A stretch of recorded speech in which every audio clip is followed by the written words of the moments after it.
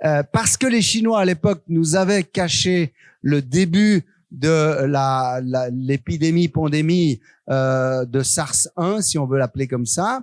On savait que les Chinois avaient fait beaucoup de progrès, mais on savait aussi qu'ils n'aimaient pas beaucoup finalement annoncer de mauvaises nouvelles, surtout quand ils en sont responsables.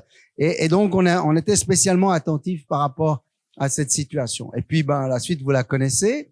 Très vite le virus a quitté la Chine. Et puis ensuite, les cas arrivent sur l'Italie.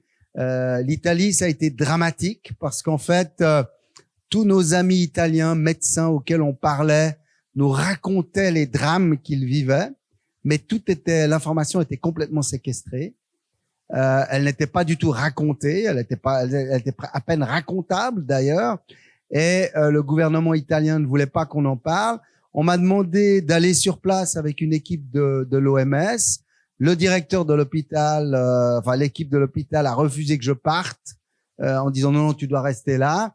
Donc j'ai pu diriger l'équipe un peu à distance. Mais ce qui était compliqué, c'est que l'OMS était à Rome. Or, les problèmes étaient en Lombardie, en Vénétie, mais les gouvernements voulaient pas que l'OMS.